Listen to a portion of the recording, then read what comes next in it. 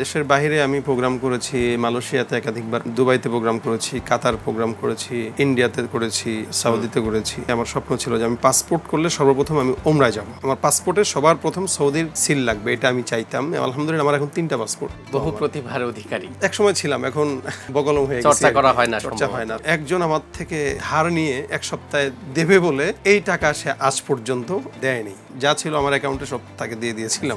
সাইদ ভাই, আপনাদের দীর্ঘদিনের পথ চলা এই মিডিয়ার অঙ্গনে, দাওয়াতও একটা মিডিয়া, সঙ্গীতও একটা মিডিয়া। এই মিডিয়ার অঙ্গনে আপনারা দেশে এবং দেশের বাইরে কোথায় কোথায় প্রোগ্রাম করেছেন? দেশের মধ্যে কি 64টি জেলাতেই কি প্রোগ্রাম করা হয়েছে কিনা? আলহামদুলিল্লাহ দেশের কোনো জায়গা আশা করি বাদ নেই।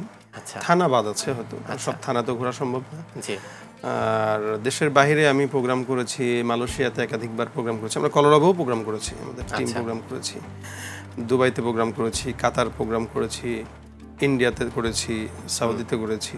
সর্বপ্রথম বিদেশ ভ্রমণ প্রোগ্রামের স্বার্থে কোনটা ছিল? সর্বপ্রথম আমাদের প্রোগ্রাম ছিল ওমরার সফর সৌদিতেই, সৌদি জেদ্দায়। তখন আমরা অনুষ্ঠান করেছিলাম 2015-তে। সেটা কি ঘরোয়াভাবে না মাঠে? মানে আসলে সৌদিতে তো মাঠে প্রোগ্রাম করার সুযোগ নাই, ওখানে হল রুমে হয়। হল রুমে তো জেদ্দায় কমিউনিটি সেন্টারে আমাদেরকে দাওয়াত দিয়ে তারা নিয়ে গিয়েছিল। আচ্ছা আচ্ছা, এটার কোনো বিশেষ স্মৃতি বা অভিজ্ঞতা ছিল কিনা? আপনার কেমন কাজ করছিল আপনার প্রথম বিদেশ সফর এবং এই সংগঠনের স্বার্থে বা প্রোগ্রামের স্বার্থে? আমি সৌদি যাওয়াটা, ওমরা করাটা আর কি, সৌদি যাওয়াটা আমাদের মূল উদ্দেশ্য ওমরাই থাকে। আমার ওমরাটা অনেক ছোটোবেলা থেকে আমার স্বপ্ন ছিল যে আমি পাসপোর্ট করলে সর্বপ্রথম আমি ওমরায় যাব। আমার পাসপোর্টে সবার প্রথম সৌদির সিল লাগবে, এটা আমি চাইতাম। আলহামদুলিল্লাহ আমার এখন 3টা পাসপোর্ট, মানে গত হয়েছে 2টা, 3 নম্বর রানিং। আমার প্রত্যেকটা পাসপোর্টেই শুরুর এটা হচ্ছে ওমরার বা হজের ভিসা। তো এতে ছোট্ট একটা স্মৃতি আমি বলি, আমি ছাত্র জামানার থেকে যখন টুকটাক করে একটু টাকা কামাই, মানে কখনো কখনো আইনুদ্দিনের সাথে কোনো জায়গায় প্রোগ্রামে যেতাম, অথবা আমি তখন ওই যে ক্যাসেটগুলোতে দেখতেন লেখা থাকতো ক্যাসেটের নাম ক্যালিগ্রাফি করে, ওই ক্যালিগ্রাফিও লিখতাম আমি। ওই ক্যালিগ্রাফি লিখেও কিছু টাকা কামাইতাম। তো এভাবে কিছু টাকা আর্ন হইতো। বহু প্রতিভার অধিকারী এক সময় ছিলাম, এখন বগলম হয়ে গেছে, চর্চা করা হয় না, চর্চা হয় না আসলে। সুযোগ সব কিছু টাকা জমানোর পরে আমি আমার অ্যাকাউন্টে সম্ভবত 2-2.5 লক্ষ টাকা আমি রাখি।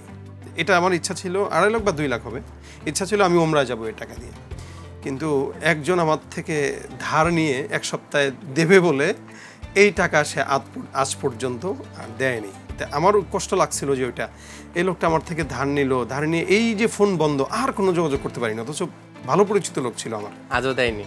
তার আর কোনো যোগাযোগের মাধ্যমে। কত টাকা? এই 2 লাখ হবে, যা ছিল আমার অ্যাকাউন্টে সব তাকে দিয়ে দিয়েছিলাম। তো ধার নেওয়া একদিন, মানে ভাই আমি 2 দিন পরে দিচ্ছি, এরকম করে খুব ইমার্জেন্সি হয়ে নিয়েছিল।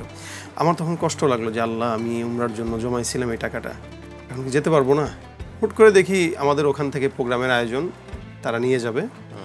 বাস কদিন পরে মেঘ না চাইতেই হ্যাঁ, কদিন পরে তখন মনে হলো যে আলহামদুলিল্লাহ আল্লাহ পাক হয়তো ওইটার এগেইনস্ট আমাকে এটা দিয়ে পুষিয়ে দিয়েছেন আল্লাহ।